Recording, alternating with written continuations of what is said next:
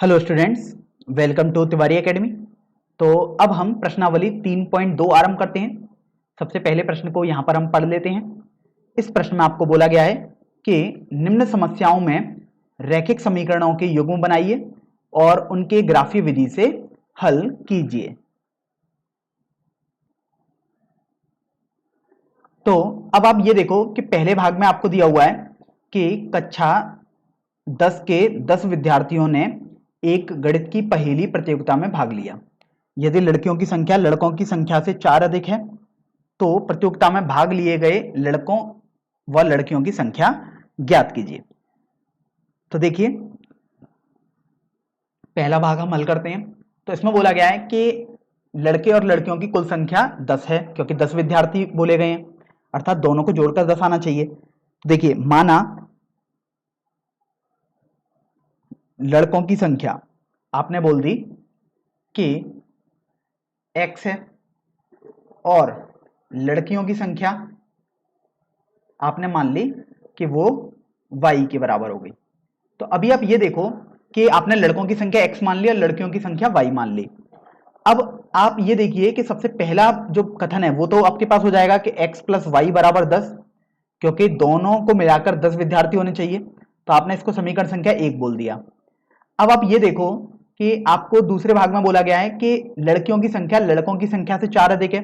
तो देखिए, कंडीशन 2 में आपको दिया हुआ है कि लड़कियों की संख्या अर्थात y, लड़कों की संख्या अर्थात x से 4 अधिक है। तो देखिए, y तो तभी, ये बराबर का चिन्ह तो तभी आएगा जब दोनों तरफ बराबर हो। तो यदि आपने लड़कों की संख्या में 4 जोड़ दिया तभी तो लड़कियों की संख्या के बराबर आएगा। तो यहां से आपने इसको दूसरा समीकरण बोल दिया। अब यदि आप इसको थोड़ा सरल करना चाहोगे तो ये आपके पास आ जाएगा x माइनस वाई बराबर -4 के बराबर। तो देखिए, इसको आप समीकरण संख्या 3 बोल दो। तो बेसिकली 2 और 3 तो एक ही बराबर है। अब आपको 1 और 2 को हल करके लड़के तथा लड़कियों की संख्या ज्ञात करनी है, लेकिन यहां पर आपको यह ध्यान रखना है कि आपको केवल ग्राफीय विधि से ही इसको हल करना है। तो ग्राफीय विधि से हल करने का मतलब यह हुआ कि आप ग्राफ बनाएंगे और जहां पर ये दोनों लाइनें कट कर जाएंगी वही पॉइंट आंसर आपके पास हो जाएगा। तो देखिए, हम ग्राफ बनाते हैं तो उसके लिए सबसे पहले आपने एक्स अक्ष बना दी और देखिए वाई अक्ष भी आपने बना दी। अब आप देखो कि पहली वाली जो रेखा है अर्थात समीकरण है x प्लस वाई बराबर 10। तो देखो, यदि आप x बराबर 0 लेंगे तो आपके पास देखिए y बराबर 10 आ जाएगा। तो आपको बिंदु मिला 0,10। अब दूसरा बिंदु निकालेंगे तो आप बोलोगे कि यदि सर हम y बराबर 0 ले लें तो x बराबर 10 आ जाएगा। तो आपको अब बिंदु मिलेगा 10,0। तो देखिए, इसको हम बना लेते हैं। तो 10,0 और 0,10 को आप प्लॉट कर लो। तो ये देखिए 10,0 हो गया और ये 0,10 हो गया। तो अभी आप इन दोनों लाइनों को जोड़ती हुई एक रेखा बना देंगे। तो आपने एक रेखा बना दी, अर्थात ये आपने पहला समीकरण वाली रेखा बना दी। अब आप दूसरे समीकरण की रेखा बनाओगे तो उसके लिए आप इस समीकरण का ग्राफ पहले बनाओगे। तो यहां पर आपको दिया हुआ है x माइनस वाई बराबर -4। तो देखो, सबसे पहले आप लिखेंगे यदि x बराबर 0 तो आपको मिलेगा माइनस वाई बराबर -4, अर्थात आपके पास y बराबर 4 आ गया। इसका तात्पर्य यह हुआ कि 0,4 बिंदु आपको मिल गया। और देखिए, दूसरा बिंदु आप y बराबर 0 निकाल कर करेंगे तो x बराबर देखिए -4 आपके पास आ जाएगा। तो आपको यहां से देखिए दूसरा बिंदु भी मिल गया जो कि -4,0 हो जाएगा। तो आप ये देखो कि -4,0 यहां पर कहीं आपके पास आएगा और 0,4 यहां पर कहीं आपके पास आ जाएगा। तो इनको आप ज्वाइन कर दो। तो आपने देखिए ज्वाइन किया तो ये जो रेखा आई है वो आपके पास देखिए ये वाली रेखा आई हुई है, x माइनस वाई बराबर -4 वाली। तो अब ये देखो कि आपको तो बोला गया है कि हल करना है आपको। तो हल करने का मतलब ये हुआ कि जहां पर ये दोनों बिंदु या ये दोनों रेखाएं कट कर रही होंगी, तो देखिए इस बिंदु पर कट कर रही हैं। तो अभी तो आप तो इस पूरे कार्यक्रम को ग्राफ पेपर पर बना रहे होगे। तो आप ग्राफ पेपर में इस बिंदु के निर्देशांक ज्ञात करेंगे। तो मैं यहां पर आपको बता देता हूं, इस बिंदु के निर्देशांक आप देखेंगे ग्राफ में तो 7,3 आएंगे। इसका मतलब आपके पास आ जाएगा x बराबर 7। मैं यहां पर लिख देता हूं 7,3 का मतलब है कि x बराबर 7 और y बराबर 3 आया। अब x बराबर 7 और y बराबर 3 का मतलब तो ये हुआ x आपके पास लड़कों की संख्या थी तो देखिए यहां से यहां पर आपके पास जो बिंदु आएगा वो 7,3 के बजाय 3,7 आएगा, इसको आप ध्यान रखें। तो देखिए 3,7 का मतलब ये हुआ कि x तो आपके पास 3 आ जाएगा और y आपके पास 7 आ जाएगा। अब देखिए x तो आपने लड़कों की संख्या माना था, इसलिए लड़कों की संख्या 3 आ जाएगी तथा लड़कियों की संख्या आपके पास 7 आ जाएगी। तो इस तरीके से आपका ये पहला भाग हल हो जाएगा। चलिए अब हम अगले भाग पर बढ़ते हैं, भाग संख्या 2 पर। तो देखिए भाग संख्या 2 में आपको बोला गया है कि 5 पेंसिल और 7 कलमों का मूल्य ₹50 है, जबकि 7 पेंसिल और 5 कलमों का मूल्य ₹46 है। तो एक पेंसिल का मूल्य तथा एक कलम का मूल्य ज्ञात कीजिए। तो देखिए हम यहां पर आते हैं दूसरे भाग पर। तो अब यहां पर आपको पेंसिल और कलमों के मूल्य के बारे में बोला गया है। तो सबसे पहले तो आप एक एक कलम और पेंसिल के मूल्य मान लेंगे। तो माना एक कलम का मूल्य आपने x मान लिया और स्वाभाविक सी बात है ये रुपए में होगा, और आपने एक पेंसिल का मूल्य आपने y रुपए मान लिया। तो देखिए आपने x रुपए और y रुपए तो मान लिया। अब आप देखोगे कि पहली कंडीशन में आपके पास लिखा हुआ है, यहां से देख लेते हैं कि 5 पेंसिल तथा 7 कलमों का मूल्य। तो देखिए 5 पेंसिल हैं अर्थात 5y हो जाएगा और 7 कलम है अर्थात 7x, और ये मूल्य आपके पास ₹50 है। तो इसको आप समीकरण संख्या 1 बोल दीजिएगा। इसी तरीके से जब आप दूसरी कंडीशन लिखोगे तो देखिए दूसरी कंडीशन में आपको यहां पर बोला गया है कि 7 पेंसिल तथा 5 कलमों का मूल्य, अर्थात 7 पेंसिल है इस बार, तो देखिए 7y आ जाएगा, और 5 कलमों का मूल्य अर्थात 5x आ जाएगा। तो ये आपको दिया हुआ है 46 के बराबर। तो इसको आपने समीकरण संख्या 2 मान लिया। अब आप यहां से ये देखिए कि आपको इसको ग्राफी विधि से हल करना है, अर्थात ग्राफ पेपर पर आपको ये दोनों रेखाएं सजानी है। तो देखिए सबसे पहले मैं पहली रेखा लिख लेता हूं, तो जो कि आपके पास है 7x + 5y = 50। तो अभी आप ये देखो कि यहां पर यदि आप x का मान 0 मान लो तो आपके पास 5y = 50 आ जाएगा। तो अर्थात आपके पास y = 10 आ जाएगा। इसका मतलब ये हुआ कि जो आपको बिंदु मिलेगा वो 0,10 मिल जाएगा। चलिए ये एक बिंदु तो आपके पास आ गया। अब आपको दूसरा बिंदु निकालना है। तो देखिए अब आप यहां पर मान लीजिएगा कि यदि आपने अभी y को 0 या y को 3 मान लीजिएगा तो आपके पास आ जाएगा 7x + 15 = 50।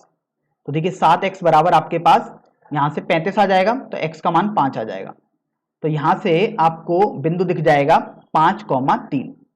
अब यहां पर कुछ छात्रों को यह संदेह हो सकता है कि हमने y = 0 क्यों नहीं लिया। तो आप y = 0 भी ले सकते हैं, कोई दिक्कत की बात नहीं है, लेकिन मैं आपको समझा देता हूं कि यदि आप y = 0 लोगे तो 7x = 50 आपके पास आएगा, तो x का मान पूर्णांक नहीं आएगा, इसलिए आपको थोड़ा ग्राफ पेपर में सजाने में थोड़ी दिक्कत आपको आएगी, इसलिए आपको इस बात का ध्यान रखना था। अगर आप नहीं भी रखते हैं, यदि y = 0 लिख देते तब भी आपके पास उत्तर बिल्कुल सही आ जाएगा। तो अभी आप ये देखो कि सबसे पहले आप x अक्ष और y अक्ष बना लेते हैं। तो देखिए ये आपने x अक्ष बना दी और ये आपने यहां पर y अक्ष बना दी है। फिर आप देखिए कि अगर आप इस रेखा को ग्राफ पेपर पर बनाना चाहते हो तो आपको मिलेगा 0,10 वाला बिंदु। तो देखिए 0,10 वाला बिंदु तो आपके पास यहां कहीं आएगा, और आप देखिए 5,3 वाला बिंदु भी आपको मिल रहा है, तो 5,3 आपके पास यहां कहीं बिंदु आ जाएगा। तो आप इन दोनों बिंदुओं को ज्वाइन कर देंगे। तो देखिए जब आप इन दोनों बिंदुओं को मिला देंगे तो एक रेखा आपके पास आ रही है, और इस रेखा को आप आगे पीछे दोनों तरफ बढ़ा देंगे, तो ये जो रेखा आएगी आपके पास, यही रेखा आपके पास है 7x + 5y = 50 वाली। अब बात कर लेते हैं कि दूसरी रेखा को सजाने की, अर्थात दूसरी रेखा का ग्राफ बनाने की। तो आप देखिए दूसरी रेखा है आपके पास 5x + 7y = 46। तो अभी आप ये देखो कि यहाँ पर भी आपको दो बिंदु निकालने पड़ेंगे। तो अगर आप चाहते हैं x बराबर 0 रखना तो x बराबर 0 रखिए, लेकिन आप बस एक बात का ये ध्यान रखें, यदि आप x बराबर 0 रखेंगे तो आपके पास 7y बराबर 46 आ जाएगा। तो यहां से आपके पास y का मान कोई भी पूर्णांक नहीं आएगा। तो आप या तो कुछ ऐसी वैल्यू रखें कि y और x के मान पूर्णांक आए, अदरवाइज आप इतना ध्यान नहीं रख सकते तो आप सीधे x बराबर 0 रख दीजिएगा। तो यहां से आपके पास 7y बराबर 46 आ जाएगा और y का मान 46/7 आपके पास आ जाएगा, जो कि हम यहां पर आपको ये बता देते हैं कि ये 6.5 के समथिंग आएगा। तो इसका मतलब 0,46/7 आपके पास बिंदु आ गया। बस 46/7 को हमने इसलिए सॉल्व किया ताकि पता लग जाए कि ये 6 से थोड़ा सा बड़ा बिंदु है। इसी तरीके से अब आप दूसरा बिंदु निकालोगे, तो दूसरा बिंदु निकालने के लिए आप y को 0 रखोगे, तो आप देखिए आपके पास 5x बराबर 46 आ जाएगा, अर्थात आपके पास x का मान 46/5 या आप बोल सकते हैं 9.2 आ जाएगा। तो इसका मतलब 9.2, 0 आपके पास दूसरा बिंदु आ जाएगा। तो अभी आप इस रेखा को भी यहां पर बनाएंगे। तो देखिए आपको बिंदु ध्यान रखने हैं, एक तो आया है 0,46/7, तो देखिए 0,46/7 ये बिंदु आपके पास यहां कहीं आएगा, और दूसरा बिंदु आप देख सकते हो, दूसरा बिंदु है आपके पास 9.2, 0। तो मैं इसको थोड़ा यहां पर बना देता हूं। तो देखिए ये आपके पास 9.2, 0 है, तो मैंने यहां पर इसको 9.2, 0 बोल दिया। तो अभी आप ये यहां पर मैं इसको थोड़ा सरल कर लेता हूं, तो इसको मैं अभी आपको बता देता हूं कि कैसे बनेगा।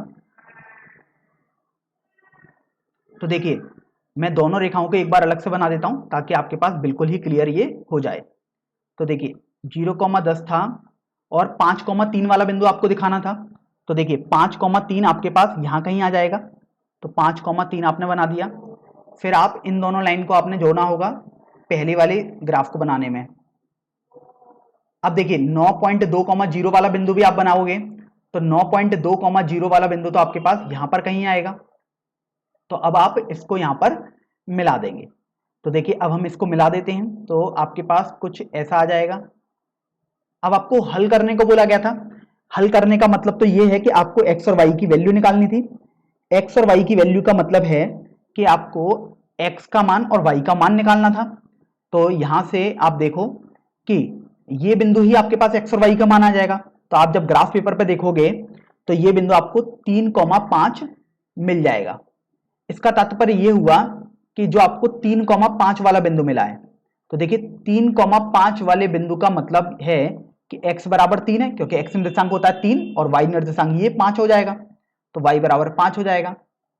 तो अभी आप ये देखो कि आपने x किसे माना है, तो आप देखने पर पा रहे हैं कि आपने कलम के मूल्य को x रुपए माना है। इसका मतलब ये हुआ कि एक कलम का मूल्य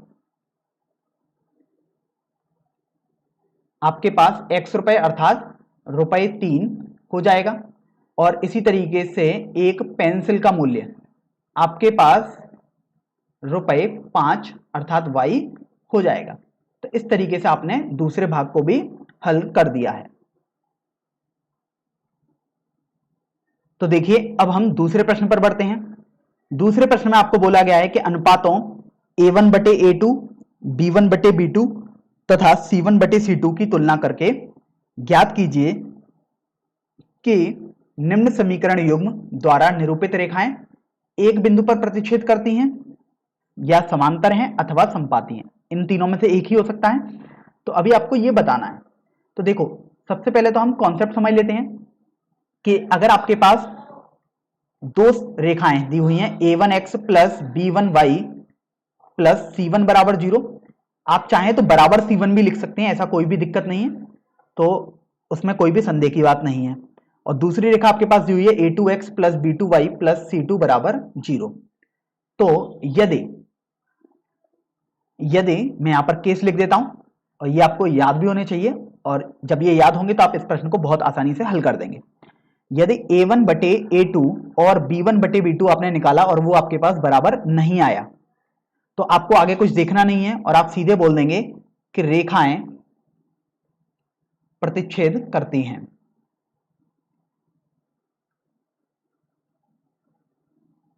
तो ये आपके पास पहला केस हो गया, इसको आपको ध्यान रखना है।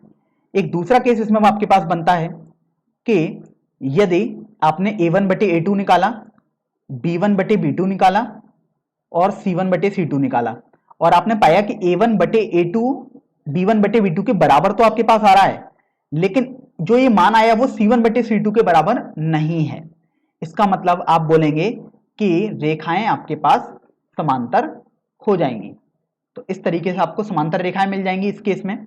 और सबसे अंतिम केस आपके पास होता है केस 3, जिसमें आपके पास होता है कि a1 बटे a2, b1 बटे b2 तथा c1 बटे c2 तीनों के मान बिल्कुल हुबहू सेम आए, अर्थात अनुपात समान आए। तो आप बोलते हैं कि जो रेखाएं होती हैं वो आपके पास संपाती होती हैं। तो इस तरीके से आपका यह प्रश्न हल हो जाएगा अगर आप इस कॉन्सेप्ट को ध्यान रखेंगे तो। चलिए अब हम इस प्रश्न के सभी भागों पर बढ़ते हैं। तो देखिए पहले भाग की हम रेखा लिख लेते हैं।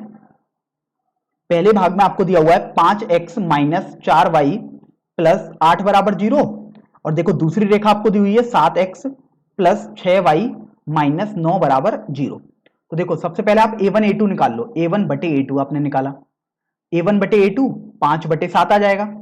चलिए फिर आपने देखिए b1 बटे b2 निकाला, तो आपने देखा ये माइनस 4 बटे 6 आ जाएगा और आप थोड़ा सा इसको सरल कर लो तो ये आपके पास माइनस का 2 बटे 3 आ जाएगा, क्योंकि आप 2 से कैंसिल तो इसे कर ही सकते हैं। और फिर आपने c1 बटे c2 निकाल लिया, 8 बटे माइनस 9 आपके पास आ गया। सबसे पहले तो आप ये देखें क्या a1 बटे a2 और b1 बटे b2 बराबर आ रहे हैं क्या। तो आपने देखा कि चूंकि a1 बटे a2 is not equal to b1 बटे b2, और ऐसा आप इसलिए बोल पा रहे हो क्योंकि आप ये तो जानते ही हो कि 5 बटे 7 और माइनस 2 बटे 3 बराबर ही नहीं होते, और इसका मतलब ये वाली आपके पास कंडीशन आ गई। तो आप देखिए ये वाला केस तो हमने तब पढ़ा था कि जब रेखाएं आपके पास प्रतिच्छेदक हो जाएं। तो इसका मतलब ये हुआ कि ये दोनों रेखाएं जो होंगी वो प्रतिच्छेदक रेखाएं हो जाएंगी। तो इस तरीके से आपका पहला भाग हल हो जाएगा। चलिए अब हम अगले भाग पर बढ़ते हैं। तो अगले भाग की दो रेखाएं आपको ये दी हुई हैं, तो इनको भी हम लिख लेते हैं एक बार। तो देखिए इसमें आपको दो रेखाएं दी हुई हैं, 9x प्लस 3y प्लस 12 बराबर 0 तथा दूसरी रेखा आपको दी हुई है 18x प्लस 6y प्लस 24 बराबर 0।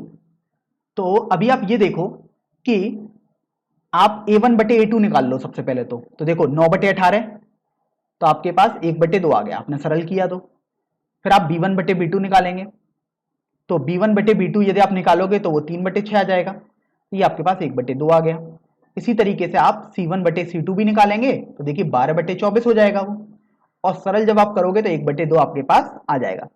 तो देखिए अगर आप गौर करोगे तो आपको मिल रहा है यहाँ पर a1 बटे a2 बराबर b1 बटे b2 बराबर c1 बटे c2। आपने देखा कि 1 बटे 2 के बराबर है सब कुछ। इसका मतलब आपको ये पता लग गया कि ये तीनों आपके पास बराबर हैं। अर्थात जब आप केस देखेंगे जो हमने आपको समझाए थे कि यदि ये तीनों बराबर हो जाएंगे तो आप बोलेंगे कि ये तीनों रेखाएं आपके पास संपाती रेखाएं हो जाएंगी। तो यहां से आपके पास जो रेखाएं आ गई वो संपाती रेखाएं हो जाएंगी।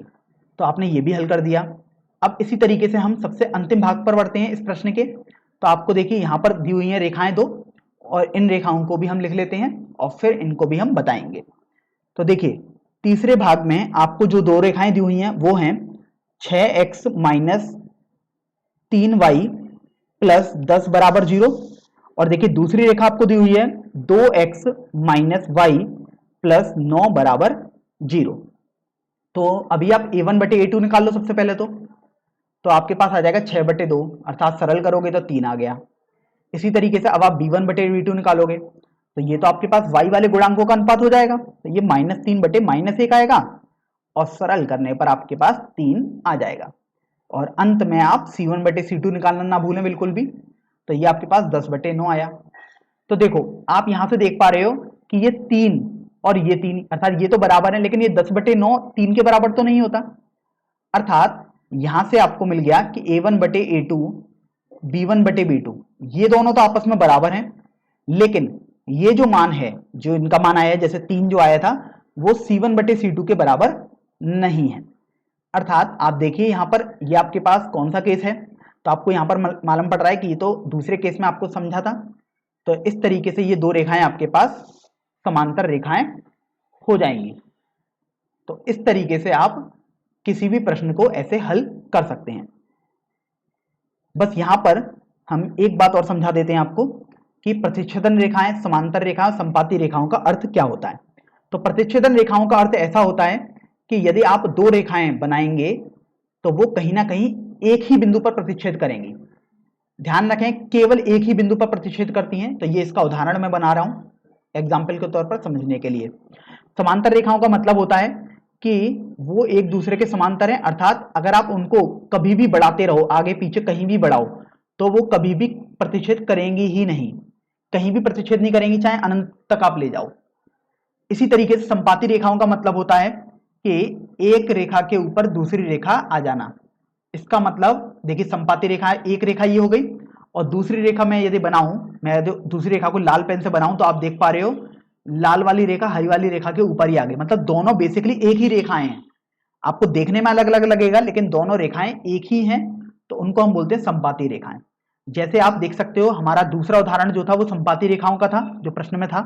तो आप देखो, अगर आप इसमें से दो को उभयनिष्ठ ले लो तो आपके पास आ जाएगा 2 गुणा 9x प्लस 3y प्लस 12 बराबर 0। तो देखो, 2 को तो आप हटा सकते हो क्योंकि 2 को जब आप इधर ले जाओगे तो ये 0/2 0 ही आ जाएगा। तो आपको मिल गया 9x प्लस 3y प्लस 12 बराबर 0। तो आप देख रहे हो कि दूसरी रेखा का समीकरण को मैंने सरल करके ये लिख दिया है, और जबकि पहली रेखा का समीकरण भी आपके पास यही दिया हुआ था। आपने देखा कि यहाँ देखने में तो आपको अलग अलग लग रही हैं लेकिन दोनों रेखाएं एक ही हैं। तो आप यहां से भी समझ सकते थे, इसका मतलब ये है कि एक रेखा के ऊपर ही आपकी जो दूसरी रेखा है वो ओवरलैप कर रही होगी, अर्थात उसी के ऊपर ही आपके पास आ रही होगी। अब हम प्रश्न संख्या 3 हल करते हैं। इस प्रश्न में आपको बोला गया है कि अनुपातों A1/A2, B1/B2 और C1/C2 की तुलना करके ज्ञात कीजिए कि निम्नलिखित रैखिक समीकरणों के युग्म संगत हैं या असंगत हैं। तो अभी आपको दो युग्म दिए हुए हैं, यहां पर आप देखिए 5 भाग दिए हुए हैं और हर भाग में 2 समीकरण दिए हुए हैं, अर्थात युग्म दिया हुआ है, और आपको बताना है कि ये संगत होंगे या असंगत होंगे। तो देखिए, सबसे पहले तो हम कॉन्सेप्ट समझ लेते हैं कि संगत और असंगत का मतलब क्या होता है। तो देखिए, संगत का मतलब होता है कम से कम एक हल अवश्य होना चाहिए।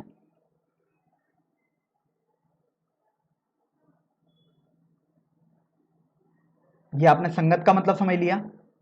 और असंगत का मतलब होता है कि कोई भी हल ना हो।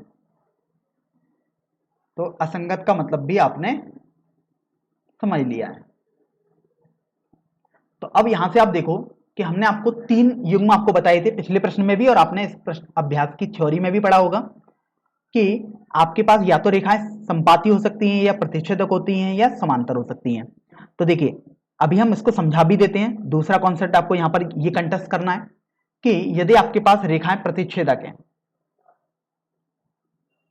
तो देखो प्रतिच्छेदक रेखाओं में हमने आपको समझाया था कि वो रेखाएं तो कुछ इस तरीके की होंगी कि वो एक बिंदु पर प्रतिच्छेद कर रही होंगी। इसका मतलब ये हुआ कि एक हल तो अवश्य उसके पास आ ही रहा होगा। तो आप देखिए, संगत में आपके पास यही दिया हुआ है कि कम से कम एक हल अवश्य होना चाहिए। इसका मतलब आपको ये समझ में आया कि जो प्रतिच्छेदक रेखाएं होंगी वो एक संगत युग्म का उदाहरण हो जाएंगी। तो ये संगत युग्म का उदाहरण हो गई। अब संगत युग्म का उदाहरण तो हो गई, लेकिन प्रतिच्छेदक रेखाओं के लिए आपने सीखा था कि A1/A2 तथा B1/B2 ये तो आपके पास बराबर होंगे, सॉरी ये बराबर नहीं होंगे, ये आपने सीखा था। तो आप यहां से भी समझ सकते हो या प्रतिच्छेदक आप पहले निकालो फिर आप देख सकते हो। दूसरा केस था जब आपने सीखा था कि संपाती होने का। तो देखो, संपाती में आपने अगर उदाहरण के तौर पर देखा था तो उसमें था कि एक रेखा के ऊपर ही आपकी दूसरी रेखा आ जाएगी। तो देखिए, मैं इसी के ऊपर आपके पास दूसरी रेखा बना दे रहा हूं क्योंकि मैं काले पेन से बना रहा हूं। देखिए, इसी रेखा के ऊपर दूसरी रेखा आ गई। तो आपको कभी कभार देखने में अलग लगेंगी लेकिन वो रेखाएं एक ही होती हैं, संपाती का मतलब यही था। तो देखो, एक के ऊपर एक रेखा आ जाना, अर्थात इसका मतलब बेसिकली एक ही रेखा होना, और एक रेखा के तो आप जानते हैं अनंत हल आपके पास आते हैं। अनंत हल का मतलब तो ये हुआ कि कम से कम एक हल तो आएगा ही, और ऐसे तो अनंत हल आएंगे।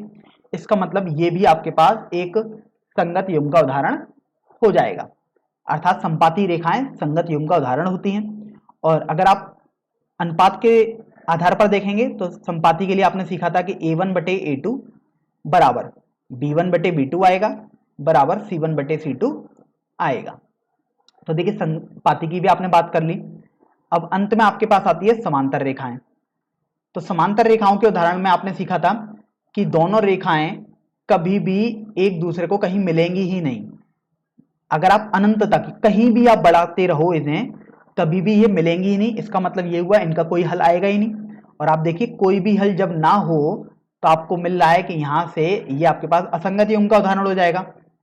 इसका तात्पर्य ये हुआ कि समांतर रेखाओं असंगत युग्म का एक उदाहरण होता है। अब अगर आप अनुपात के आधार पर देखोगे तो आपने सीखा था कि समांतर रेखाओं में a1 बटे a2 तथा b1 बटे b2 ये तो आपके पास बराबर होते हैं, लेकिन जो मान आता है a1 बटे a2 या b1 बटे b2 का वो c1 बटे c2 के बराबर नहीं होता है। तो देखिए यहां से आपने ये तो समझ लिया कि संगत और असंगत क्या होते हैं और उनको कैसे निकाला जाता है। अब हम प्रश्न पर बढ़ते हैं। तो देखिए प्रश्न में 5 भाग आपके पास दिए हुए हैं, हम एक एक करके सभी भागों को हल करते हैं। तो देखिए पहले भाग में आपको रेखाएं दी हुई हैं 3x प्लस 2y बराबर 5, और दूसरी रेखा दी हुई है 2x माइनस 3y बराबर 7। तो अभी आप ये देखो कि a1 बटे a2 यदि आप निकालोगे तो 3 बटे 2 आ जाएगा। आप b1 बटे b2 निकालो तो 2 बटे माइनस 3 आ गया। तो आपको c1 बटे c2 निकालने की इसलिए जरूरत नहीं है क्योंकि आप देखिए यही आपको पता लग गया कि ये बराबर नहीं है आपके पास। तो चूंकि आपने देखा कि a1 बटे a2 is not equal to b1 बटे b2, अर्थात a1 बटे a2 और b1 बटे b2 बराबर नहीं है। इसका मतलब आपने सीखा ये तो आपके पास प्रतिच्छेदक रेखाएं होंगी, और या आप डायरेक्ट भी बोल सकते थे कि ये जब भी आपके पास कंडीशन आएगी तो वो आपके पास संगत युग्म का उदाहरण हो जाएगा। तो इस तरीके से आपका ये वाला भाग हल हो गया जिसका आंसर संगत युग्म आया है।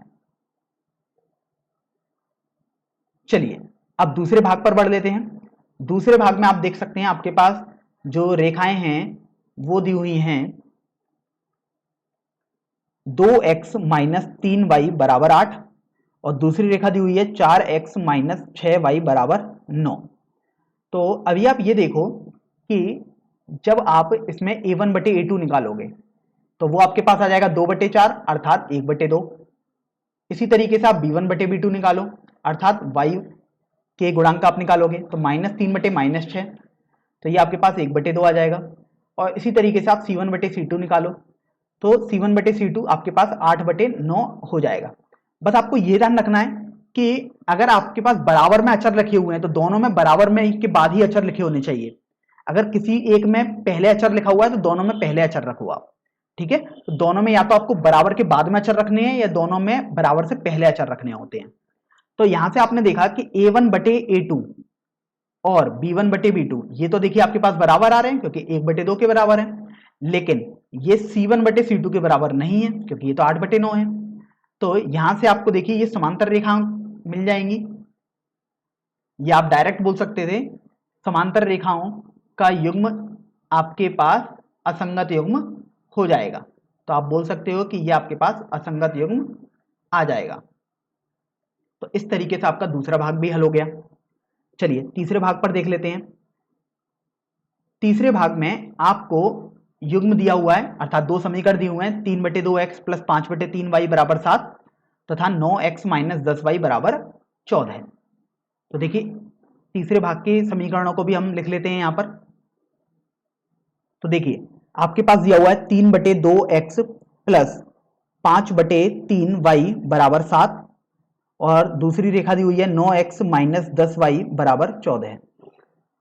तो आप देखो कि आप a1 बटे a2 निकाल लो। तो a1 बटे a2 निकालोगे अर्थात 3 बटे 2 बटे 9, तो देखो ये आपके पास 3 बटे 18 आ जाएगा अर्थात 1 बटे 6 आ जाएगा। इसी तरीके से आप b1 बटे b2 निकालोगे तो देखो b1 बटे b2 आपके पास आ जाएगा 5 बटे 3 बटे -10, तो देखो ये 5 बटे -30 आ गया, अर्थात माइनस का 1/6 आया। तो आपको यहाँ पर ये गौर करना है कि ये आपके पास माइनस का 1/6 है और यहाँ पर आपके पास धनात्मक 1/6 है। तो आपको ये तो समझ में आ गया कि A1/A2 और B1/B2 बराबर नहीं है। इसलिए आप देख सकते हो हमने यहाँ पर C1/C2 नहीं निकाला है, क्योंकि जब यही बराबर नहीं आया तो आप समझ गए यहाँ से ये प्रतिच्छेदक रेखाएं आपके पास आ गई। और प्रतिच्छेदक रेखाओं का मतलब आपके पास आता है कि वो एक संगत युग्म का उदाहरण हो जाएंगी। तो देखिए इस तरीके से आपने तीसरा भाग भी हल कर दिया। अब यहां पर आप एक संदेह को दूर कर सकते हैं। वो संदेह आपके पास ये है, जिसको मैं यहां पर समझा देता हूं। कुछ छात्र ऐसा सोच सकते हैं कि क्या वो एलसीएम अर्थात लासापा ले सकते हैं? हाँ, तो बिल्कुल आप लासापा ले सकते हैं, तब भी आपके पास बिल्कुल सही उत्तर ही आएगा। तो देखिए अगर आप लासापा लेंगे तो आपके पास आ जाएगा 9x प्लस 10y बराबर, लासापा 6 आएगा और 7 से आप तिरछा गुणा कर दोगे तो 42 आ गया। और दूसरी रेखा आपके पास ये चल ही रही है, 9x माइनस 10y बराबर 14। तो अभी आप देखो कि अगर आप A1/A2 निकालते तो आपके पास 9/9 अर्थात प्लस का 1 आ जाता। तो यहां मैं प्लस का चिन्ह बना नहीं रहा हूं ताकि संदेह होगा, क्योंकि वो एक ही लिख सकता हूं मैं उसे। तो B1/B2 आप देखो आपके पास आ जाएगा 10/-10, तो देखो ये -1 आया। तो यहां से भी आपको देखिए आपको मिल रहा है कि A1/A2 is not equal to B1/B2। तो यहां से भी आप निकालें, चाहे आप ऐसे निकालें, दोनों ही केस में आपके पास बिल्कुल सही उत्तर आएगा। चलिए अब तीसरे भाग को हल करने के बाद हम अगले भाग पर बढ़ते हैं, भाग संख्या 4 पर। तो देखिए भाग संख्या 4 में जो दो समीकरण आपके पास दिए हुए हैं आप उनको लिख लो। पहला समीकरण आपके पास दिया हुआ है 5x माइनस 3y बराबर 11, और दूसरा समीकरण आपके पास दिया हुआ है माइनस का 10x प्लस 6y बराबर माइनस का 22। तो अभी आप ये देखो कि जब आप A1/A2 निकालोगे तो आप यहां से पा रहे हो कि ये तो आपके पास 5/-10 आ जाएगा। तो आप इसको माइनस का 1/2 लिख सकते हो। देखो माइनस चाहे आप अंश में लिखो चाहे हर में, कोई दिक्कत नहीं है। और आपने 5 से 10 को विभाजित कर दिया। इसी तरीके से आप B1/B2 निकालोगे तो देखो आपके पास माइनस का 3/6 आ गया, अर्थात हल करने पर माइनस का 1/2 आपके पास आ गया। और अब B1/B2 निकालने के बाद आपने देखा कि ये दोनों तो बराबर आ रहे थे, तो अब आपको C1/C2 भी निकालने की आवश्यकता रहेगी। तो देखिए C1 आपके पास आ गया 11 और C2 आपके पास आ गया माइनस का 22। तो देखिए ये हल करने पर माइनस का 1/2 दोबारा आ जाएगा। तो यहां से आप देख रहे हो कि तीनों मान आपके पास माइनस का 1/2 आ रहे हैं, अर्थात A1/A2 बराबर B1/B2 बराबर C1/C2 आपके पास आ गया। इसका मतलब हुआ कि आपके पास ये जो रेखाएं हैं चतुर्थ भाग में वो दोनों संपाती रेखाएं हैं, और संपाती रेखा आप जानते हैं कि उसके तो अनंत हल होते हैं, अर्थात वो संगत युग्म का एक उदाहरण हो जाएंगी। तो इस तरीके से आपने चौथा भाग भी हल कर दिया है। अब चौथे भाग को हल करने के बाद इस प्रश्न के सबसे अंतिम भाग पर हम बढ़ते हैं। और देखिए अंतिम भाग में आपको दो समीकरण दोबारा दिए हुए हैं, तो देख सकते हैं आप। अब हम इनको लिख देते हैं यहां पर। तो देखिए पांचवें भाग में आपको पहला समीकरण दिया हुआ है 4/3x प्लस 2y बराबर 8, और दूसरा समीकरण दिया हुआ है 2x प्लस 3y बराबर 12। तो देखिए अब आप यहां से ये समझिए कि आप चाहें तो इसका लासापा भी ले सकते हैं और चाहें बिना लासापा के भी हल कर सकते हैं। तो मैं एक बार दोनों तरीके से दोबारा आपको हल करके सिखाऊंगा। तो अगर आप लासापा ना लें तो देखिए A1/A2 निकालेंगे जब आप, तो वो आएगा 4/3/2। तो देखो ये आपके पास 4/6 आ गया। यहां से जब आप हल करोगे तो 2 से कैंसिल करोगे तो आपके पास 2/3 आ जाएगा। इसी तरीके से अब आप B1/B2 निकालने का प्रयास करोगे तो आप देख रहे हो वो तो 2/3 आ गया। और इसी तरीके से अब आप C1/C2 निकालने का प्रयास करोगे तो आप देखो C1/C2 अर्थात 8/12 आ गया। जब आप इसे 4 से सरल करोगे अर्थात कैंसिल करोगे तो ये 2/3 ही आपके पास आ जाएगा। तो आपने यहां से देखा कि A1/A2, B1/B2 तथा C1/C2 तीनों मान आपके पास बराबर आ रहे हैं, अर्थात A1/A2 बराबर B1/B2 बराबर C1/C2 आ गया। और आप जानते हैं ये तो आपके पास संपाती रेखाओं का एक उदाहरण है, और संपाती रेखाएं चूंकि एक से अधिक हल इनके होते हैं इसलिए ये संगत युग्म वाली रेखाएं हो जाएंगी। तो ये आपने इस तरीके से हल कर दिया। अब मैं यहां पर आपको दूसरे मेथड से, अर्थात जब लासापा ले रहे हो तब मैं आपको बता देता हूं। बेसिकली ऐसा कोई दूसरा मेथड तो नहीं है, लेकिन बस यहां पर लासापा हम लेकर बता देते हैं, क्योंकि कुछ छात्रों को संदेह रहता है कि क्या लासापा ले सकते हैं या नहीं। तो आप बिल्कुल लासापा ले सकते हैं और आपको बिल्कुल भी संदेह की आवश्यकता नहीं है। तो जब आप पहले समीकरण में लासापा लोगे तो आपके पास आ जाएगा 4x प्लस 6y बराबर, अब देखिए लासापा तो 3 आएगा हर में, और जब आप तिरछा गुणा करोगे तो 8 गुणा 3 24 आपके पास आ जाएगा। तो ये प्लस का 24 आ गया। अब इसी तरीके से आप दूसरा समीकरण देखोगे तो वो 2x प्लस 3y बराबर 12 है। अब यहां से आप a1 बटे a2 निकाल लो। तो देखिए a1 बटे a2 आपने निकाला तो आपके पास 4 बटे 2 अर्थात 2 आ गया। b1 बटे b2 आपने निकाला तो 6 बटे 3 वो भी 2 आ गया। और c1 बटे c2 आपने निकाला तो वो भी 24 बटे 12 अर्थात 2 ही आपके पास आ जाएगा। इसका तात्पर्य ये हुआ कि ये तीनों आपके पास बराबर आ रहे हैं, अर्थात a1 बटे a2 बराबर b1 बटे b2 बराबर c1 बटे c2। तो आप यहां से देख सकते हो कि चूंकि तीनों ये आपके पास बराबर आ रहे हैं, अर्थात आपके पास संपाती रेखाएं होंगी। और देखिए हमने यहां पर भी जब इसको हल किया था तो a1 बटे a2 और b1 बटे b2 तथा c1 बटे c2 तीनों बराबर ही आपके पास आ रहे थे। तो इस तरीके से आप इस प्रश्न को हल करते हैं। तो देखिए अब हम प्रश्न संख्या 4 हल करते हैं। इस प्रश्न में आपको बोला गया है कि निम्नलिखित रैखिक समीकरणों के युग्मों में से कौन से युग्म संगत स्लैश असंगत है, अर्थात संगत अथवा असंगत हैं। यदि संगत हैं तो ग्राफीय विधि से हल कीजिए। तो अभी आप देखिए आपको यहां पर 4 भाग दिए हुए हैं और चारों भागों में आप देख रहे हैं 2-2 समीकरण आपको दिए हुए हैं, और आपको संगत या असंगत पहले तो ये बताना है, और यदि आप पाते हैं कि संगत युग्म है तब आपको उनको ग्राफीय विधि से हल करना है। तो देखिए संगत और असंगत करना तो आप जानते ही हैं। तो सबसे पहला भाग हम देख लेते हैं। यहां पर आपके पास पहला समीकरण है x प्लस वाई बराबर 5 और दूसरा समीकरण है 2x प्लस 2y बराबर 5। तो अभी आप ये देखो कि यहां पर a1 बटे a2 आप निकालोगे तो 1 बटे 2 आ जाएगा। इसी तरीके से b1 बटे b2 आप निकालोगे तो आपके पास देखो 1 बटे 2 आ जाएगा। यहां पर हमने गलती कर दी है, यहां पर 5 नहीं है, यहां पर 10 दिया हुआ है, आप देख सकते हो। इसी तरीके से अब आप c1 बटे c2 निकालो तो ये आपके पास 5 बटे 10 आ जाएगा, और यदि आप इसको सरल करोगे तो 1 बटे 2 आपके पास आ जाएगा। तो देखो आपने देखा a1 बटे a2, b1 बटे b2 और c1 बटे c2, इन तीनों का मान तो आपके पास बराबर आ रहा है, देख सकते हैं आप 1 बटे 2 के बराबर आ रहा है। तो आपने इनको बराबर करके लिख दिया। इसका मतलब आपने सीखा था कि यहां पर आपके पास संपाती रेखाएं हो जाएंगी, और जब संपाती रेखाएं होती थी तो आप बोलते थे कि वो संगत युग्म का एक उदाहरण हो जाएंगी, क्योंकि संगत युग्म का मतलब होता है कम से कम एक हल तो जरूर होना चाहिए, और आप जानते हैं संपाती में तो अनंत हल होते हैं। तो अभी आप देखो इसको हम ग्राफी विधि से हल करते हैं। तो सबसे पहला आपके पास जो रेखा है वो है x प्लस वाई बराबर 5। तो यदि आप x बराबर 0 रखते हो तो आप देखो y का मान आपको 5 मिल जाएगा, तो 0,5 आपको एक बिंदु मिल गया। और यदि आप y बराबर 0 रखते हो तो x बराबर आप देख सकते हो 5 मिल जाएगा, तो आपको 5,0 एक बिंदु मिल जाएगा। तो अभी हम इसको ग्राफ पर बनाते हैं। जो ये समीकरण आपके पास दिया हुआ था x प्लस वाई बराबर 5, तो देखो ये आपके पास x अक्ष हो जाएगा और ये आपके पास y अक्ष हो गया। अब आप देखो ये आपके पास बिंदु हो जाएगा 0,5 और ये बिंदु आपके पास हो जाएगा 5,0। तो अगर आप इन दोनों बिंदुओं को ज्वाइन कर देंगे अर्थात मिला देंगे और इनको आगे बढ़ा दो, तो यही जो रेखा होगी वो आपके पास x प्लस वाई बराबर 5 हो जाएगी। चलिए आपने ये तो देखिए रेखा बहुत आसानी से बना ली। अब हम बात करते हैं कि दूसरी रेखा की। दूसरी रेखा आप देखो 2x प्लस 2y बराबर आपको 10 दी हुई है। तो अभी आप देखो अगर आप यहां पर x का मान 0 रखते हो तो आप देखो 2y बराबर 10 आएगा, अर्थात y बराबर 5 आ जाएगा, अर्थात 0,5 आपको एक बिंदु मिला।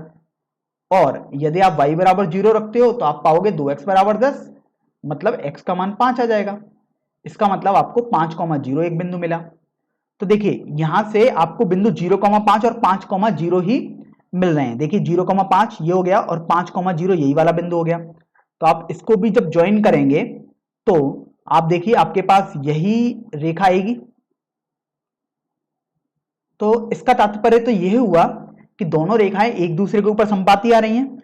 इसका मतलब आप जानते थे संपाती रेखाएं तो वो रेखाएं हैं जो केवल एक ही रेखा होती है लेकिन देखने में आपको अलग अलग दिखाई देंगी, अर्थात एक ही रेखा है। इसका मतलब ये हुआ कि इसके तो आपके पास अनंत हल हो जाएंगे।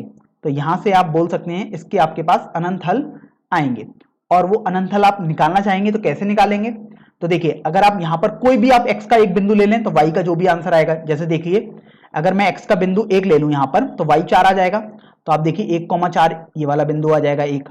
x का मान यदि आप 2 ले लो तो y का मान आप देखो 3 आएगा। तो आप देख रहे हो 2,3 भी एक बिंदु आएगा। x का मान 3 ले लो तो y का मान 2 आ जाएगा। x का मान 4 ले लो तो y का मान 1 आ जाएगा। इसी तरीके से यदि आप सोचें कि x का मान आप 6 ले लो तो आप देखो y का मान आपके पास -1 आ जाएगा यहाँ से। तो देखो 6, -1 आपके पास ये वाला बिंदु हो गया। इसका मतलब ये हुआ कि इस लाइन पर जितने भी आपके पास सॉल्यूशन अर्थात हल आ रहे होंगे वो सब इसके हल हो जाएंगे। तो यहां पर आपको ये समझ में आ गया कि इसके अनंत हल हो जाएंगे। चलिए अब हम दूसरे भाग पर चलते हैं। दूसरे भाग में आपको जो समीकरण दिया है वो है x - y = 8 और 3x - 3y = 16। तो देखिए दूसरा भाग हम यहां पर लिख लेते हैं, x - y = 8 और 3x - 3y = 16। तो अभी आप देखो कि आप पहले तो ये देखोगे कि क्या ये संगत है या असंगत है। तो उसके लिए आप a1/a2 निकालो। तो देखो ये आपको मिल रहा है 1/3, क्योंकि a1/a2 का मतलब है x वाले गुणांकों का अनुपात। b1/b2 का अर्थ होता है y वाले गुणांकों का अनुपात। तो आप देखो -1 है, उधर -3 है, तो अनुपात -1/-3 हो गया, अर्थात हल करने पर 1/3 आया। और इसी तरीके से अब आप c1/c2 भी एक बार निकाल के देखेंगे तो आपके पास 8/16 आ गया, और हल करने पर आप देखो 1/2 आपको मिल जाएगा यहां से। तो अब आपने यहां पर देखा कि a1/a2 तथा b1/b2 आपके पास देखो बराबर आ रहा है, 1/3 के बराबर थे। लेकिन आप देख रहे हो कि ये c1/c2 के बराबर नहीं है। इसका मतलब ये आपके पास समांतर रेखाएं हो जाएंगी। और आप जानते थे समांतर रेखा होना अर्थात ये तो आपके पास एक असंगत युग्म का उदाहरण हो जाएगा।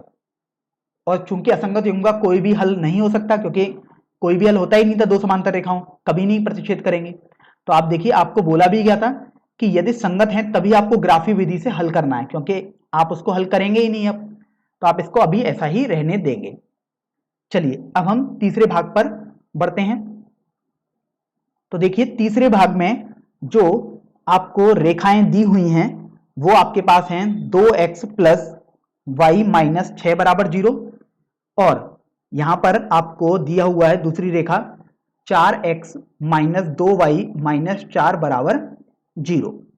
तो अभी आप फिर देखो कि आप a1/a2 निकालो सबसे पहले। तो आपने देखा ये तो 2/4 आ जाएगा, तो ये 1/2 आ गया हल करने पर। इसी तरीके से अब आप b1/b2 निकालोगे तो देखो वो आपके पास आ जाएगा 1/-2, अर्थात माइनस का 1/2 आ गया। अब देखो a1/a2 और b1/b2 तो आपके पास बराबर आया ही नहीं, तो आप चाहे इतना ही रहने दो। अगर आप निकालना चाहते हो c1/c2 तो आप निकाल भी सकते हो। तो आपके पास ये देखो 3/2 आ जाएगा, क्योंकि माइनस से माइनस कैंसिल, 2 से देखो ये 3 बार और ये 2 बार कैंसिल हो गया। तो यहां पर आप देख रहे हो कि चूंकि a1/a2 तो 1/2 था और b1/b2 -1/2 था, इसका मतलब a1/a2 और b1/b2 बराबर नहीं आए। तो आप देख सकते हो मैंने यहां पर लगा दिया कि बराबर नहीं है, मतलब क्रॉस कर दिया यहां पर। इसका तात्पर्य यह हुआ कि ये आपके पास प्रतिच्छेदक रेखाएं हो जाएंगी, और प्रतिच्छेदक रेखा का अर्थ तो यह हुआ कि उसका एक हल आएगा केवल, अर्थात ये आपके पास संगत युग्म का उदाहरण हो जाएगा। क्योंकि संगत युग्म निकालना तो आप पहले भी सीख चुके ही हैं, पिछले प्रश्न में हमने सीखा भी था। तो अभी आप यहां से देखो कि जब आप इसको ग्राफी विधि से हल करोगे, इसका मतलब तो ये हुआ कि आप ग्राफ बनाओगे दोनों रेखाओं के। तो चलिए सबसे पहली रेखा अपन ले लेते हैं यहां पर 2x + y - 6 = 0। तो देखिए यदि आप x = 0 ले लेते हैं तो आप पा रहे हो y - 6 = 0, अर्थात आपके पास y = 6 आ जाएगा। तो आपको समझ में आया कि 0,6 एक बिंदु आपको मिल चुका है, क्योंकि x का निर्देशांक 0 आपने लिया था, y 6 आया, तो 0,6 बिंदु हो गया। इसी तरीके से जब आप दूसरा निर्देशांक निकालोगे तो आप y को 0 ले लो, अदरवाइज आप कोई और भी ले सकते हैं, ऐसा कुछ भी नहीं है, लेकिन वो काफी सरल होता है निकालना, इसलिए आपने y को 0 ले लिया। तो अब आप x का मान निकालो, तो देखो ये 0 हो गया तो 2x माइनस 6 बराबर 0 आ गया। तो यहां से आप देख रहे हो 2x बराबर 6 अर्थात x बराबर 3 आपके पास आ जाएगा। तो यहां से जो बिंदु आपको मिलेगा वो 3,0 हो जाएगा, क्योंकि x निर्देशांक आप पहले लिखते हो फिर y निर्देशांक आप लिख देते हो। तो देखो अब आप ग्राफ बनाते हैं। तो देखिए सबसे पहले तो आप x अक्ष बना देंगे और इसी तरीके से आपने देखिए y अक्ष भी बना दिया। अब आप देखिए कि आपके पास एक बिंदु आया है 0,6, तो आपने 0,6 कर दिया, और एक बिंदु आपके पास 3,0 आया है, तो आपने एक बिंदु 3,0 भी बना दिया यहां से। चलिए अब इन दोनों को आप ज्वाइन कर दीजिएगा। तो ज्वाइन करते हैं तो आपके पास कुछ ऐसा आ जाएगा। ये हमने बिल्कुल सही लाइन तो नहीं बनी है, कोशिश करते हैं। आपको तो बिल्कुल सीधी लाइन बनानी है, पैमाने का यूज करेंगे आप। चलिए मैं 3,0 इस बिंदु को मान लेता हूं यहां पर, तो ज्यादा बेहतर रहेगा। तो ये आपके पास 3,0 मैंने बिंदु मान लिया।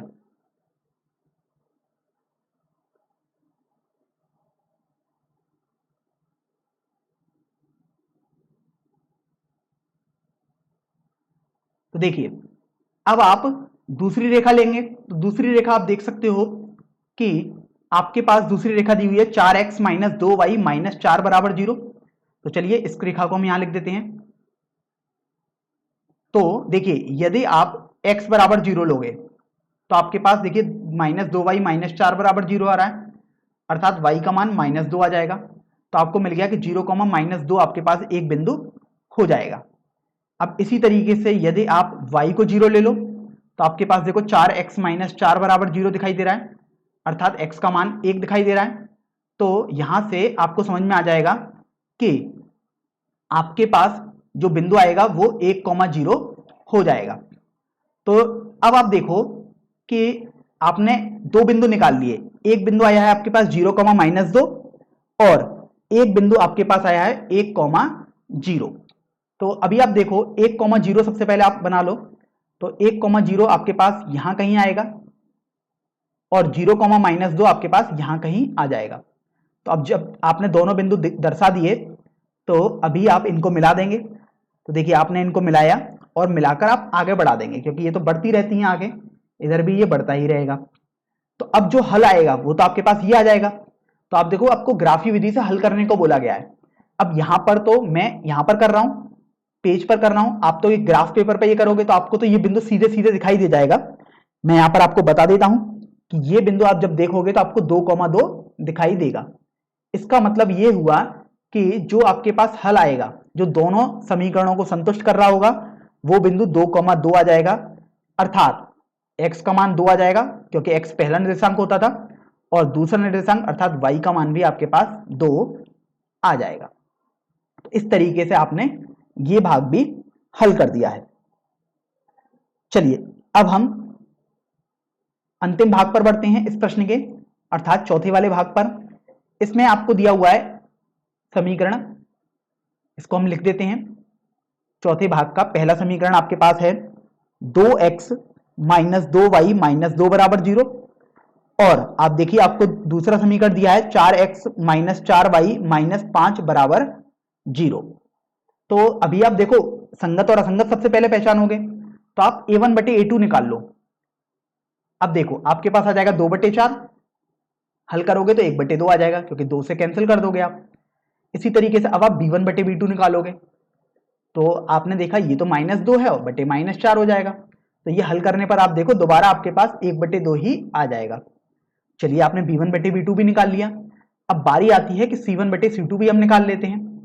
तो देखो -2 बटे -5, हल करने पर आपके पास 2/5 आ जाएगा क्योंकि माइनस से माइनस आपके पास कैंसिल हो गया है। तो अभी आपने देखा कि आपके पास a1 बटे a2 और b1 बटे b2 दोनों का मान 1/2 आ रहा है। तो आपको ये तो पता लग गया कि a1 बटे a2 बराबर b1 बटे b2 है, लेकिन वो c1 बटे c2 के बराबर नहीं आ रहा है क्योंकि c1 बटे c2 तो 2/5 था। तो जब आप देखोगे, हमने पिछले प्रश्न में भी हल किया था ऐसे, और आप अगर थ्योरी में पढ़ोगे तो आपको मिलेगा ये वाला केस तो आपके पास समांतर रेखाओं का होता था, और समांतर रेखा का मतलब होता है कि उनका कोई भी हल नहीं आएगा, अर्थात वो एक असंगत युग्म आपके पास बन जाएगा। अब चूंकि असंगत युग्म है तो आपको आगे हल करने की जरूरत नहीं है, वैसे भी कोई हल तो नहीं आएगा, लेकिन आपको प्रश्न में आगे बोला भी गया है कि संगत है तभी आपको ग्राफीय विधि से हल करना है, इसलिए आप उसका ग्राफ भी नहीं बनाएंगे। तो इस तरीके से आपका ये चौथा भाग भी हल हो जाएगा।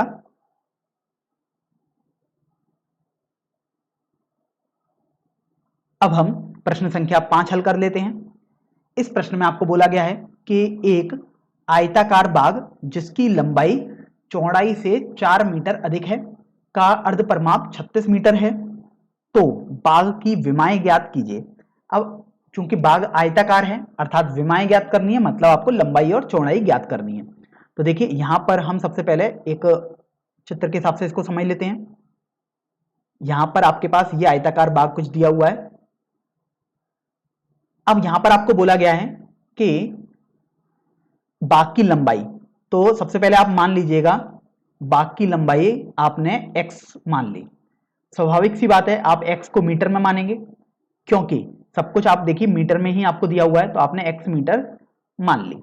और इसी तरीके से आप चौड़ाई भी मान लीजिएगा, तो आपने चौड़ाई को y मान लिया, ये भी आपके पास मीटर्स में ही होगा। तो अभी आप ये देखो, अगर आपने ये x मान ली, ये y, क्योंकि ये लंबाई हो गई आपके पास और ये आपके पास चौड़ाई हो गई। अब आयताकार बाग का मतलब तो ये हुआ कि यदि ये दूरी भी आप निकालोगे तो x ही आएगी और ये दूरी आप निकालोगे तो y आपके पास आ जाएगी। तो अभी आप ये देखो कि आपके पास पहली शर्त तो दी हुई है कि लंबाई चौड़ाई से 4 मीटर अधिक है, तो आप जब समीकरण बनाएंगे पहली कंडीशन के हिसाब से, तो आप बराबर का चिन्ह लगाओगे, आप एक तरफ लिखोगे लंबाई और एक तरफ लिखोगे चौड़ाई। अब आप देख रहे हो लंबाई चौड़ाई से 4 मीटर अधिक है, तो ये बराबर तो तब होगा जब चौड़ाई में आप 4 जोड़ दोगे, तभी तो लंबाई के बराबर आएगा। तो इस तरीके से आपके पास जो समीकरण बना वो x माइनस वाई बराबर 4 बन जाएगा। इसको आप समीकरण संख्या 1 बोल दीजिएगा। देखिए अब हम बात करते हैं कंडीशन 2 की, अर्थात जो आपके पास दूसरी शर्त या दूसरा कथन जो प्रश्न में दिया हुआ है। तो आप देखो दूसरे कथन में आपको बोला गया है कि अर्ध परिमाप 36 मीटर है।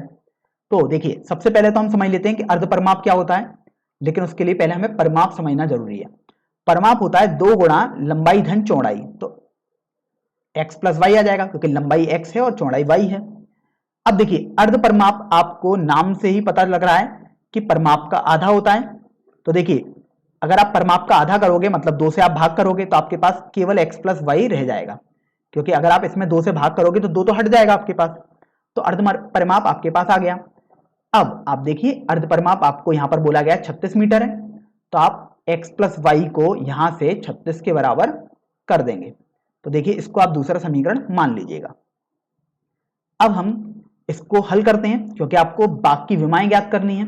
तो देखो सबसे पहले तो आप ये ध्यान रखें कि अगर आपके पास 2 चर हैं, आप देख सकते हो x और y हैं, क्योंकि जिनके मान निकालने वो x और y हैं, तो 2 चरों के लिए आपके पास 2 सरल रेखाएं के समीकरण तो होने ही चाहिए। तो आप देखिए यहां पर आपको 2 समीकरण आ चुके हैं आपके पास, तो अब आप आसानी से ग्राफीय विधि से भी इसे हल कर सकते हैं। तो चलिए सबसे पहले हम x अक्ष और y अक्ष बना लेते हैं। तो ये आपने x अक्ष बना दी और आप देखिए ये आपने y अक्ष बना दी है। अब बात करते हैं कि जब हम रेखाएं बनाएंगे तो अगर आप इसमें देखिए, इसमें यदि आप x का मान 0 लगाएंगे तो आपके पास y बराबर -4 आ जाएगा, अर्थात आपके पास जो बिंदु आएगा वो 0, -4 आ जाएगा। और यदि आप y का मान देखो 0 लगाओ तो x का मान 4 आ जाएगा। तो मैं यहां लिख देता हूं, यदि y बराबर 0 है तो x बराबर 4 आ जाएगा। तो मैं इसको थोड़ा रफ कर देता हूं। तो देखिए आपके पास जो बिंदु आएगा वो 4,0 हो जाएगा। तो देखिए सबसे पहले तो आप 0, -4 वाले बिंदु को दर्शाएंगे तो वो आपके पास यहां पर आ जाएगा, और 4,0 वाला बिंदु आपके पास देखिए ये आ गया। अब आप इनको ज्वाइन कर देंगे, तो देखिए आपने इनको ज्वाइन किया तो आपके पास ये रेखा आ गई है। अब ये रेखा तो आगे बढ़ती रहेगी अनंत की तरफ और इधर भी बढ़ती रहेगी पीछे कहीं। तो देखिए आपने ये रेखा तो बना दी, इसको मैं बोल देता हूं x माइनस वाई बराबर 4 वाला समीकरण की रेखा है। अब आप देखो दूसरी रेखा पर आप बढ़ते हो, तो दूसरी रेखा पर आप देखो आपको यहां पर भी 2 बिंदु निकालने होंगे क्योंकि इसकी रेखा तो आपको बनानी होगी। तो आप देख रहे हो यदि आप x का मान 0 रखोगे तो y बराबर 36 आ जाएगा, और y बराबर 0 रखोगे तो आपके पास x बराबर 36 आ जाएगा। तो यहां से देखो आपको मिला 0,36 और यहां से आपको मिलेगा 36,0, अर्थात अब इन दोनों बिंदुओं को आप पॉइंट आउट कर दो। तो ये देखो 36,0 आपके पास हो गया और ये आपके पास 0,36 हो जाएगा। तो अभी आप इन दोनों को ज्वाइन कर दोगे तो देखो 36,0 में इस लाइन को, इस बिंदु को बोल देता हूं और ये आपके पास ऐसे बढ़ता रहेगा। अब चूंकि आपको हल करना था तो आपने ग्राफी विधि का सहारा लिया है, तो ये जो बिंदु आएगा यही आपका हल हो जाएगा। तो जब आप ग्राफ पेपर पर देखोगे तो ये बिंदु आपके पास 20,16 आ जाएगा। इसका अर्थ तो ये हुआ कि 20,16 अर्थात ये आपके पास x 20 को दर्शाता है और y 16 को दर्शाता है। अब आप देख लीजिएगा, आपने बोला था कि x तो आपके पास लंबाई है और y चौड़ाई है। इसका मतलब ये हुआ कि लंबाई आपके पास 20 मीटर हो जाएगी और चौड़ाई आपके पास 16 मीटर हो जाएगी। तो इस तरीके से आपका यह प्रश्न हल हो जाएगा। तो मैं इसको यहां पर देखिए हाईलाइट कर देता हूं। तो ये आपका लंबाई और चौड़ाई आ चुकी है। चलिए अब हम अगले प्रश्न पर बढ़ते हैं, प्रश्न संख्या 6 पर। तो देखिए प्रश्न संख्या 6 में आपको बोला गया है कि एक रैखिक समीकरण 2x प्लस 3y माइनस 8 बराबर 0 दी गई है। दो चरों में आपको एक ऐसी और रैखिक समीकरण लिखनी है ताकि प्राप्त युग्म का ज्यामितीय निरूपण जैसा कि, अब आप देखिए यहां पर 3 भाग दिए हुए हैं। पहला भाग है आपके पास प्रतिच्छेद करती रेखाएं हों, दूसरा भाग है समांतर रेखाएं हों और तीसरा भाग है संपाती रेखाएं हों। तो देखिए सबसे पहले तो आप समीकरण लिख लीजिएगा जो रेखा आपको दी हुई है, 2x प्लस 3y माइनस 8 बराबर 0। तो आप देखिए आपने दूसरी रेखा मान ली, जो आपको लिखनी है वो आपने मान ली ax plus by plus c बराबर 0 मान ली। तो अभी आप ये देखो कि पहले भाग में आपको बोला गया है कि प्रतिच्छेदक रेखाएं हो, तो मैं यहां लिख देता हूं कि प्रतिच्छेदक रेखाएं आपको बोला गया है। अर्थात आपको जो दूसरी रेखा लिखनी है वो ऐसी रेखा लिखनी है कि जो पहला समीकरण वाली रेखा है और दूसरे समीकरण वाली रेखा है वो दोनों प्रतिच्छेदक हों आपस में, अर्थात एक बिंदु पर केवल प्रतिच्छेद कर रही हो। तो सबसे पहले तो आप देखो ये समझ लो कि प्रतिच्छेदक रेखाओं के लिए आपने क्या शर्त पढ़ी थी। आपने शर्त पढ़ी थी कि a1 बटे a2 बराबर b1 बटे b2 नहीं होना चाहिए और c1 बटे c2 चाहे कुछ भी हो, बस आपको इतना ध्यान रखना है, अर्थात अनुपात बराबर कभी नहीं होने चाहिए। तो यहां से आप ऐसे भी समझ सकते हो इसको, अगर आप b1 को a2 की जगह भेज दो अर्थात तिरछा गुणा कर दो तो आपको समझ में आएगा कि a1 बटे b1 कभी भी a2 बटे b2 के बराबर नहीं होना चाहिए। तो सबसे पहले तो आप a1 बटे b1 निकाल के देख लो यहां पर। तो यहां से आप देख रहे हो a1 बटे b1, ये आपके पास देखो 2 बटे 3 के बराबर आ रहा है। इसका मतलब ये हुआ कि आप जो दूसरी रेखा लिखोगे उसमें a2 बटे b2 2 बटे 3 आपको नहीं रखना है, क्योंकि आप देखो आपको लिखा हुआ है बराबर नहीं होना चाहिए, देखो कट कर दिया है आपको बराबर के चिन्ह को। तो आपके पास ऐसे बहुत सारे उदाहरण हो सकते हैं, लेकिन आपको तो एक रेखा लिखने को बोला गया था, लेकिन यहां पर मैं काफी सारे उदाहरण आपके सामने लिख देता हूं समझाने के लिए। तो देखो बस आपको 2 बटे 3 नहीं रखना है, a1 बटे b2 सॉरी a2 बटे b2 अर्थात a बटे b आप 2 बटे 3 नहीं रखोगे। तो देखो आप 2x प्लस 5y और c2 को आप कुछ भी लिखो, प्लस c बराबर 0 है जो, इसमें c की जगह आप कुछ भी रख दो, आप चाहो तो 0 रख दो, आप चाहो तो 2x प्लस 5y माइनस 2 बराबर 0 रख दो, आप कुछ भी रख सकते हो। अब यहां से देखो और भी उदाहरण हम लिख लेते हैं। 2 बटे 3 नहीं होना चाहिए, देखो 2 बटे 5 है यहां पर अगर आप अनुपात निकालोगे। इसी तरीके से आप देखो 4x माइनस 7y लिख दो, कुछ भी आप लिख सकते हो। देखो यहां आपने प्लस 16 लिख दिया। तो इस तरीके से आपके पास ये वो वाले उदाहरण हो गए जब दोनों रेखाएं प्रतिच्छेदक हो जाएंगी। तो ये बेसिकली सभी आपके पास आंसर हो जाएंगे। आप और भी अनगिनत आंसर इसमें लिख सकते हैं, तो आपको बिल्कुल भी निश्चिंत रहना है कि अगर आपके उत्तर पुस्तिका में कुछ अलग उत्तर दिया हुआ है तो। चलिए दूसरे भाग पर बढ़ते हैं। दूसरे भाग में आपको बोला गया है कि दोनों रेखाएं आपके पास समांतर रेखाएं होनी चाहिए।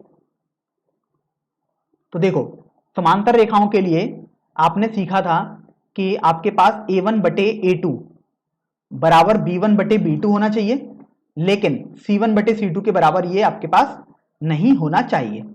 तो अभी आप ये देखो कि अगर आप इन दोनों को ले लो तो आपके पास आ जाएगा A1 बटे B1 बराबर A2 बटे B2। ये हमने तिरछा गुणा देखिए यहां पर कर दिया है। तो A1 बटे B1 बराबर A2 बटे B2। अब आप देख लो कि A1 बटे B1 अर्थात पहले रेखा के लिए ये आपके पास 2 बटे 3 आया है बराबर A2 बटे B2, दूसरी रेखा के लिए A बटे B है। अर्थात दूसरी रेखा में आपको A बटे B जो रखना है वो 2 बटे 3 आना चाहिए, ऐसा कुछ रखना है। तो आप देख लो दूसरी रेखा AX plus BY plus C थी। तो आप देखो ऐसे आपके पास अनगिनत उदाहरण हो सकते हैं। यहां पर भी मैं आपके पास 3 उदाहरण आपको समझाऊंगा, आप और भी उदाहरण लिख सकते हैं अपनी तरफ से। तो देखिए सबसे पहले तो आप लिख दीजिएगा 2x प्लस 3y, क्योंकि आप देख रहे हो A बटे B यहां पर भी आपके पास 2 बटे 3 आपने कर दिया क्योंकि यही आपको चाहिए था। लेकिन आपको ध्यान रखना है कि C1 बटे C2 आपके पास नहीं होना चाहिए। तो अभी मान लो आपने इसको C लिख दिया तो ये C2 ही तो है बेसिकली, और C1 आप देखो आपके पास ये दिया हुआ है जो रेखा थी -8। तो अभी आप ये देखो कि अगर आप A1 बटे A2 निकाल लो, मैं यहां पर कर देता हूं A1 बटे A2 निकालोगे तो 2 बटे 2 बराबर B1 बटे B2 अर्थात 3 बटे 3। तो आप देख रहे हो ये 1 के बराबर आपके पास आ रहा है, अर्थात C1 बटे C2 1 के बराबर नहीं आना चाहिए। तो आप देखो ये तो आपके पास C1 अर्थात -8 बटे C2 आ गया। तो C2 बटे 8 बटे C2, -8 बटे C2 कभी भी 1 के बराबर नहीं आना चाहिए। इसका मतलब आपको समझ में आया कि C2 का मान कभी भी आपको -8 के बराबर नहीं रखना है। तो अब यहां से आप देखो C2 का मान और कुछ रख दो, -8 के अलावा आपका सभी उत्तर सही हो जाएंगे। तो जैसे आपने 2x प्लस 3y -10 कर दिया बराबर 0, ये आपके पास आ गया। दूसरा आप लिख सकते हो 2x plus 3y plus 50 equal to 0। ऐसे ही आप देखो यहां पर लिख सकते हो 4x माइनस 8y प्लस, अच्छा हमें समांतर रेखाएं दर्शानी है तो ये आपके पास आप लिख सकते हो 4x प्लस 6y प्लस 10,001, कुछ भी आप लिख सकते हो ऐसे। आपको बस ये ध्यान रखना है कि A1 बटे A2 और B1 बटे B2 बराबर होने चाहिए। तो आप देख सकते हो यहां पर आपको संदेह हो तो आप देख सकते हो A1 बटे A2 यदि आप निकालोगे तो आपके पास 2 बटे 4 आएगा, B1 बटे B2 निकालोगे तो 3 बटे 6 आएगा, और C1 बटे C2 निकालोगे तो माइनस का 8 बटे 10,001 आपके पास आ जाएगा। तो आप देखो अगर आप इसको हल करोगे तो 1 बटे 2, ये भी हल करने पर 1 बटे 2 आ रहा है। तो आप देख रहे हो कि 1 बटे 2 और 1 बटे 2 तो बराबर आपके पास आ गए, लेकिन ये इसके बराबर नहीं है, अर्थात ये समांतर रेखाओं का उदाहरण था। आपको समांतर रेखाओं के उदाहरण ही तो आपने लिखे हैं 1 2 3 में, तो ये आपके पास इस तरीके से हल हो जाएगा।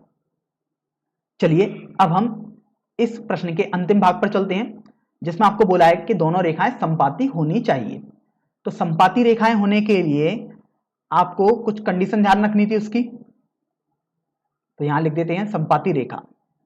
तो समपाती रेखा के लिए आपने सीखा था कि A1 बटे A2 बराबर B1 बटे B2 बराबर C1 बटे C2 होना चाहिए। मतलब तीनों का अनुपात यदि आप निकालो तो सरल आना, बिल्कुल सेम आना चाहिए। तो पहली रेखा थी आपके पास 2x प्लस 3y माइनस 8 बराबर 0। तो देखो ऐसे भी आपके पास अनगिनत उदाहरण हो सकते हैं। तो जैसे मैं पहला उदाहरण लिख सकता हूं, आपके पास कुछ भी आप उदाहरण लिख सकते हैं। देखिए पहला उदाहरण आपके पास हो सकता है 4x प्लस 6y माइनस 16 बराबर 0। बहुत आसान है, आप इसमें किसी का भी गुणा कर दो, किसी भी एक संख्या का गुणा कर दो। ध्यान रखें पूरे में गुणा करना है और समान संख्या का गुणा करना है। तो देखो जैसे मैंने 2 का गुणा किया यहाँ पर, तो 4x प्लस 6y माइनस 16 बन जाएगा। इसी तरीके से कोई बोलता है कि सर क्या हम इसमें 3 का गुणा कर सकते हैं? बिल्कुल कर सकते हैं आप। तो आपके पास 6x प्लस 9y माइनस 24 बराबर 0 आ जाएगा। इसी तरीके से अगर कोई विद्यार्थी बोलता है कि क्या हम इसमें -2 का गुणा कर सकते हैं? तो हाँ, -4x माइनस 6y प्लस 16 बराबर 0। ये सभी आपके पास समपाती रेखाओं के उदाहरण हो जाएंगे। आप देख सकते हो इन्हें, यदि आप चेक करोगे तो आप देखिए A1 बटे A2 निकालो तो 2 बटे 4, B1 बटे B2 3 बटे 6, C1 बटे C2 -8 बटे -16। तो देखो ये आपके पास 1 बटे 2 आएगा, ये भी 1 बटे 2 आ गया, और ये देखो माइनस से माइनस कैंसिल, ये भी 1 बटे 2 आपके पास आ रहा है। तो आप देख रहे हो कि आपके पास 1 बटे 2, 1 बटे 2 और 1 बटे 2 आपके पास आ गया है, अर्थात समपाती रेखाएं हैं। इसी तरीके से आप इसमें और इसमें भी चेक करना चाहें तो कर सकते हैं। अदरवाइज हमने आपको ये तो समझा ही दिया है कि कैसे समपाती रेखाएं लिखी जाती हैं।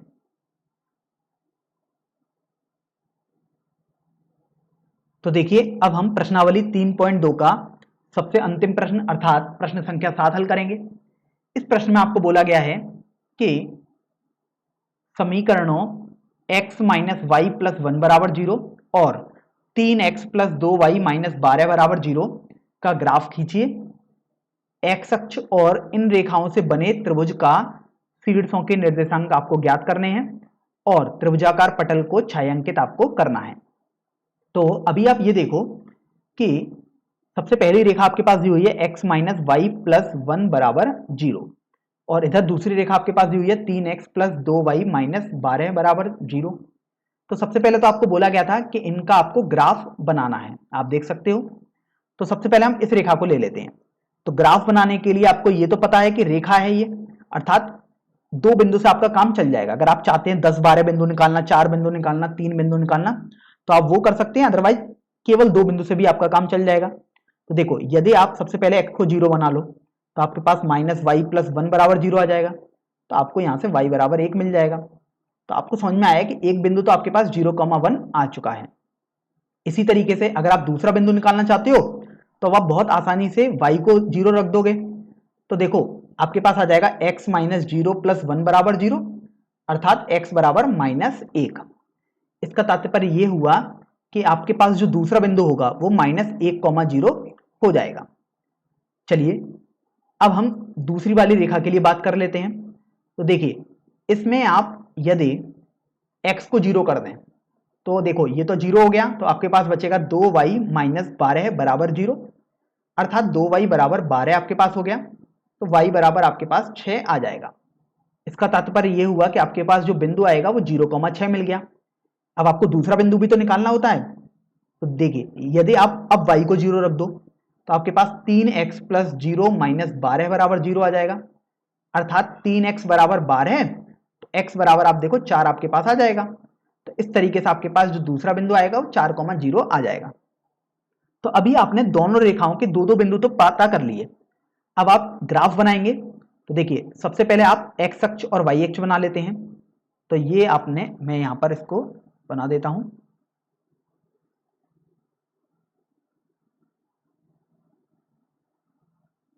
तो देखिए ये आपने x अक्ष बना दी और इसी तरीके से आप देखिए आपने यहां पर ये y अक्ष बना दी है।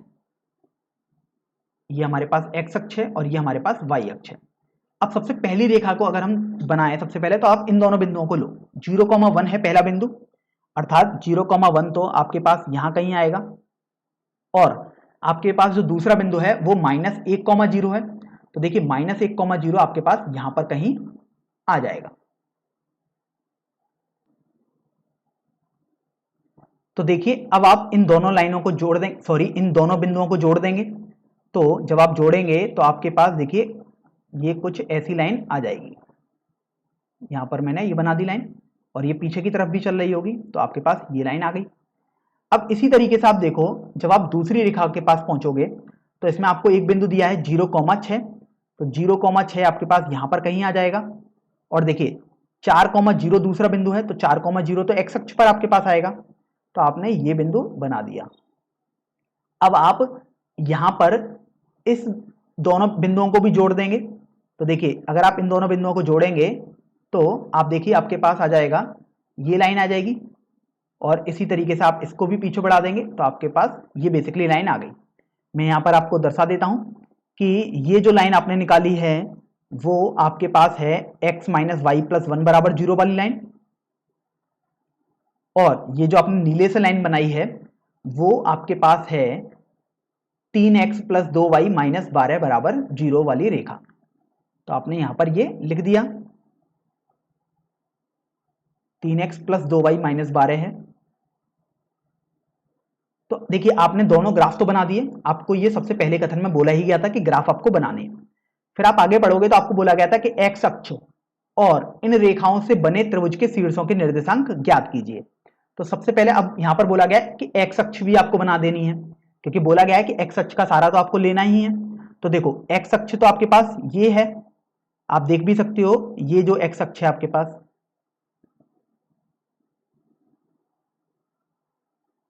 तो अब बोला गया कि आपको एक्स अक्ष और इन दोनों रेखाओं से बने त्रिभुज को आपको छायांकित करना है और उनके शीर्ष से बताने हैं।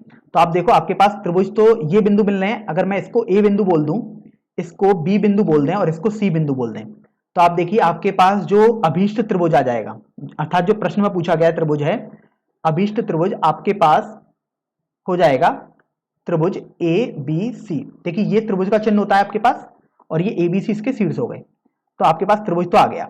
अब आपको बोला गया था उसके शीर्षों के निर्देशांक ज्ञात करने हैं। तो देखो बी के निर्देशांक तो आपको तुरंत पता लग रहे हैं कि -1,0 है, बी के निर्देशांक लिख देते हैं -1,0 है। सी के निर्देशांक आपके पास 4,0 है।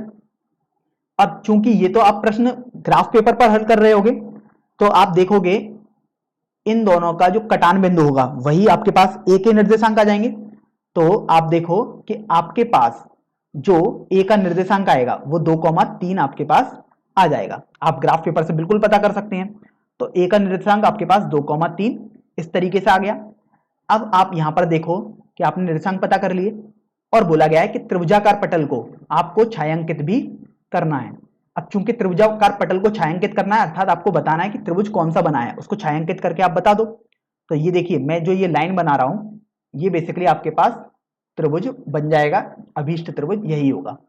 आप देख सकते हो मैं इसको थोड़ा शेड भी कर सकता हूं, तो आप शेड वाला देखिए त्रिभुज देख सकते हैं। ये जो त्रिभुज आपके पास होगा ये बेसिकली आपके पास अभीष्ट त्रिभुज ए बी सी हो जाएगा।